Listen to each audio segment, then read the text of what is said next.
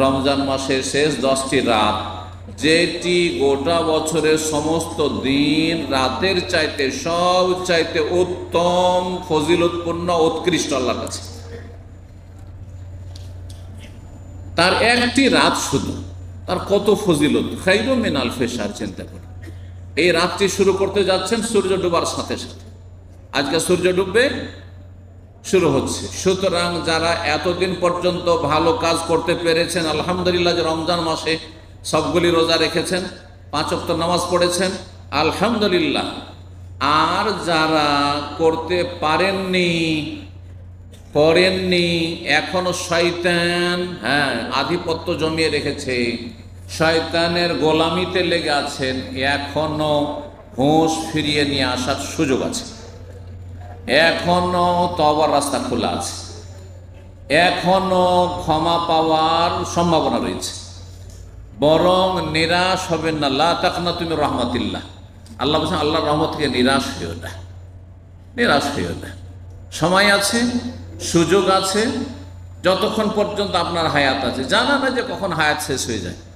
যদি জানা থাকতো যে আরো 2-4-10 বছর বাঁচবো, তাহলে তো অসুবিধা নেই যে তওবাটাকে একটু ডিলে করলাম, বিলম্ব করলাম, লাস্ট খানে তওবা করে নিলাম, ভালো করে তওবা করে নিলাম, মরণ কাছে চলে আসছে, আর নাই সময়। জানা তো নেই, এক্ষুনি তো মরণ আসতে পারে। সুতরাং এই সময়টা, যেই সময়টা আমি স্মরণ করাচ্ছি আপনাদেরকে, এই সময়টাতেও যদি তওবা করে নিতে পারেন, এই সময়টা ইউটার্ন করে রাস্তা সোজা করে নিতে পারেন, জান্নাতের রাস্তা ধরে নিতে পারেন, এই সময়ে যে 10টা দিন মাত্র বাকি আছে বা 9টি দিন বাকি আছে, এটাকেও যদি কাজে লাগাইতে পারেন, যে হতে পারে যে ইন্নাল হাসানাত ইউযহিবুনা সাইয়্যাত। আল্লাহ বলছেন যে মানুষ যখন বেশি বেশি নেকি করে, তখন অনেক গুনাহকে এই নেকিগুলি মুছে ফেলে। নেকির দ্বারা গুনাহকে আল্লাহ কি করেন? ধুইয়ে মুছে সাফ করে দেন।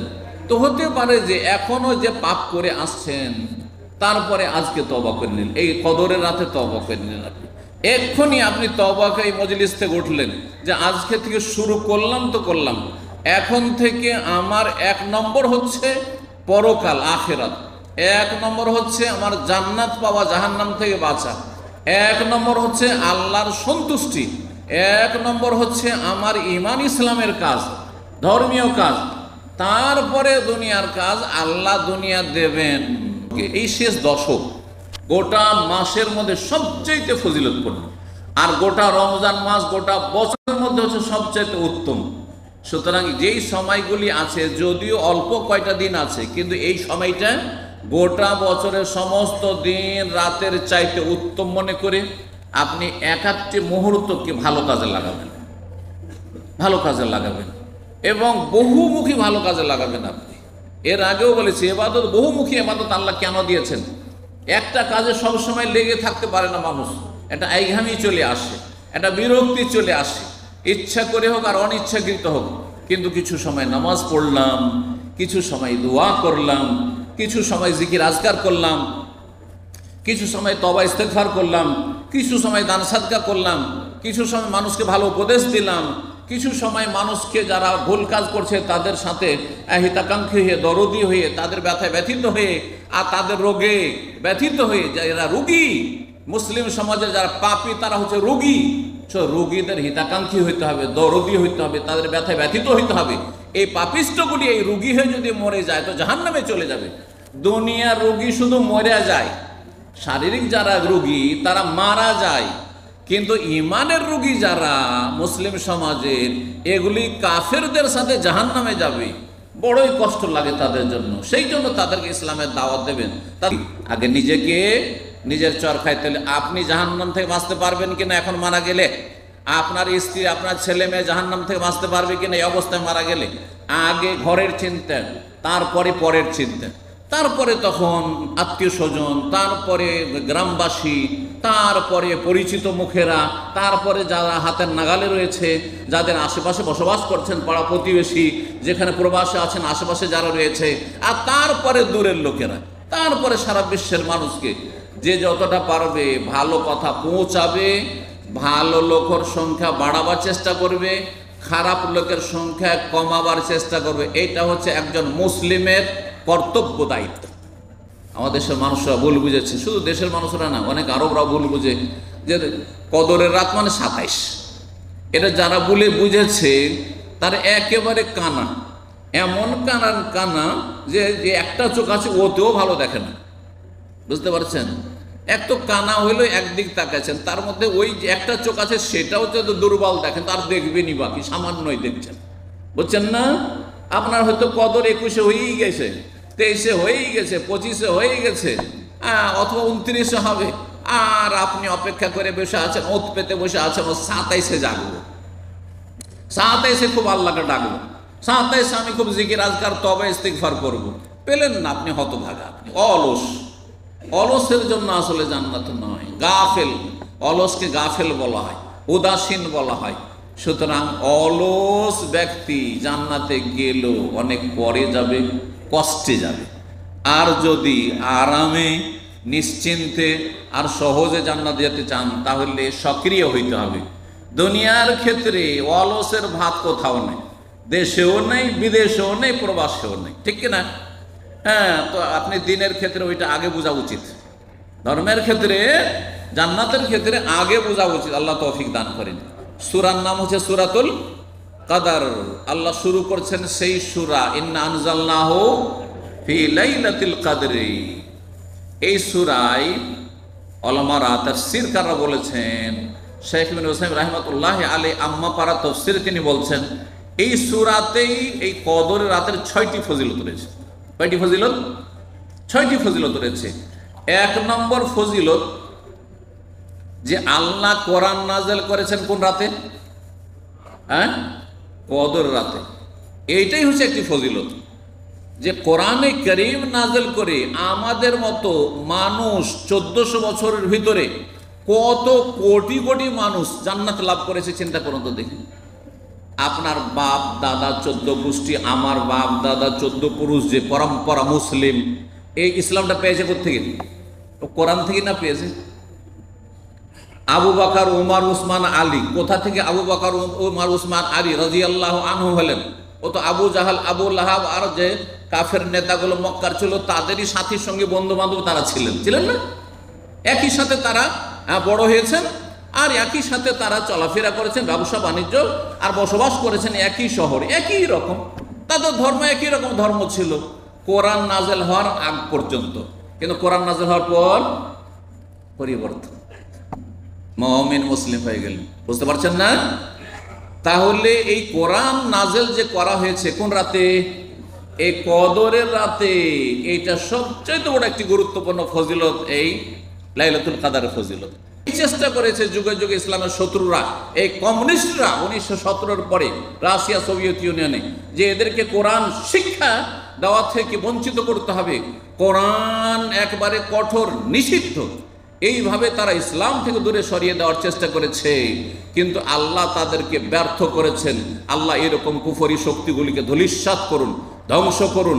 ইসলামকে আল্লাহ শক্তিশালী করুন, মুসলিম জাতিকে আল্লাহ শক্তিশালী করুন, ফিলিস্তিনকে আল্লাহ রাব্বুল আলামিন হেফাজত করুন, ফিলিস্তিনের প্যালেস্টাইন মুসলিমদের আল্লাহ হেফাজত করুন, মুসলিম ভাই বোনদের পাশে দাঁড়াবার আমাদের তৌফিক দান করুন, তাদের জন্য দোয়া করার আল্লাহ তৌফিক দান করুন, তাদের উপর আল্লাহ রাব্বুল রহম করুন, এবং জালিম ইহুদিদেরকে আল্লাহ ধ্বংস করুন।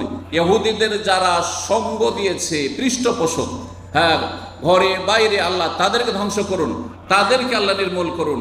এবং আল্লাহ রাব্বুল আলামিনের কাছে দোয়া করি আল্লাহ আমাদেরকে যেন ক্ষমা করে দেন, যেহেতু আমরা অসহায়, এর বেশি দোয়ার বেশি আমাদের করার কোনো ক্ষমতা নেই। আল্লাহ তাদের হেফাজত করুন। সুতরাং দোয়া করাতে কৃপণতা করবেন না, কমপক্ষে মুসলিম ভাই বোনদের জন্য দোয়া করেন, আল্লাহ তাদের রহম করেন। কোরআন নাযিল হওয়ার ফজিলত। 2 নম্বর ফজিলত, আল্লাহ বলছেন ওমা আদরাকা মা লাইলাতুল কদরে। তুমি জানো, আল্লাহ এই ভঙ্গিমাতে বলছেন, তুমি কি জানো যে কদরের রাতটা বা কি? যেমন তেমন নয়। এই ভঙ্গিমা বুঝেন তো? একজন লোক এখন নতুন কেউ এসছে বাইরে থেকে, আর যদি আপনাদের বলে জানেন উনি কোন ব্যক্তিত্ব, তার মানে কি উনি বড় একজন মানুষ, হ্যাঁ, তাই না? তো আল্লাহ রাব্বুল আলামিন এই ভাষার ওমা আদরাকা মা লাইলাতুল কদর, তুমি কিভাবে জানবে এই কদরের রাত যে কত মূল্যবান আর কত মহত্বপূর্ণ, কত ফজিলতপূর্ণ। ওমা আদরাকা মা লাইলাতুল কদর, দ্বিতীয় ফজিলত। তৃতীয় ফজিলত আল্লাহ নিজেই বলছেন, আমি না জানালে তো তোমরা জানতে পারবে না যে কোন রাতটা বেশি ফজিলতের। আর এই রাতে এত ফজিলত আর এত ফায়দা রয়েছে। লাইলাতুল কাদরে খায়রুম মিন আলফি শাহর, কদর রাত হচ্ছে 1000 মাসের চাইতেও বেশি উত্তম।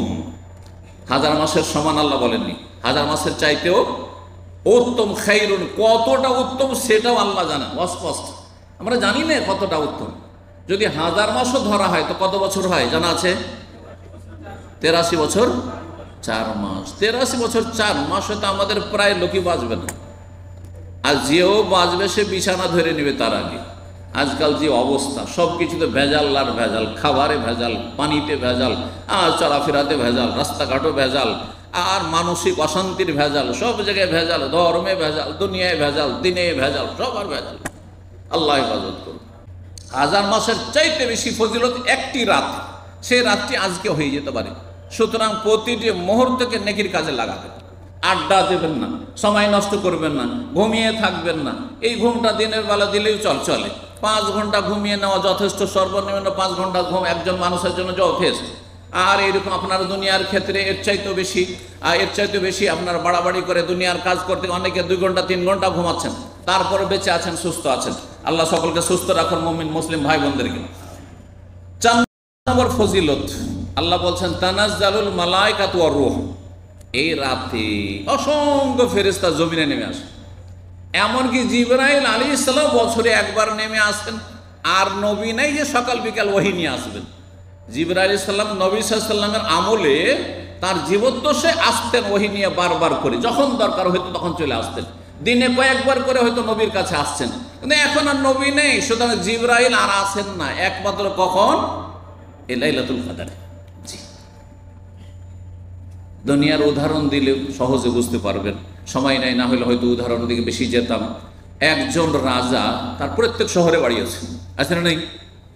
কিন্তু এসব বাড়িতে 5 বছরে একবার আসেন। হ্যাঁ, আসে বিশেষ কোনো উপলক্ষে আসে।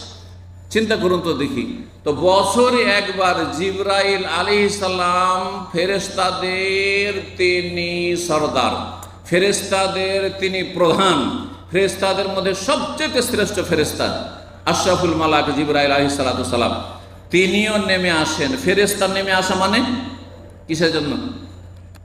রাজা আসলে এমনি চলে যায় ঘুরে না, এলাকাতে কত রকমের যে প্রজেক্ট, আর কত রকমের ডেভেলপমেন্ট, কত রকমের উন্নয়ন, কত কি হয় না চিন্তা করুন তো দেখি। তো জমিনে যখন ফেরেশতারাকে আল্লাহ নামান, তার মানে অশেষ রহমত, বরকত, কল্যাণ নিয়ে তারা অবতরণ করেন। 5 নম্বর ফজিলত হচ্ছে এই সূরাতে রয়েছে সালামুন হিয়া, এই রাতটি হচ্ছে সালাম মানে কি? সালাম মানে শান্তি। এই রাতটি পুরোটা শান্তি আর শান্তি, সুবহানাল্লাহ। এই রাতে যারা ইবাদত করবে তাদের দুনিয়াতেও শান্তি, আখিরাতেও শান্তি, জান্নাতের শান্তি, কবরেও শান্তি, সব জায়গায় শান্তি। সালামুন হিয়া, এই রাতটি শান্তির মাধ্যম, শান্তির উপায়, উপকরণ। সালামুন হিয়া কতক্ষণ পর্যন্ত? হাত্তা মাতলাইল ফজর, ফজর হওয়া পর্যন্ত।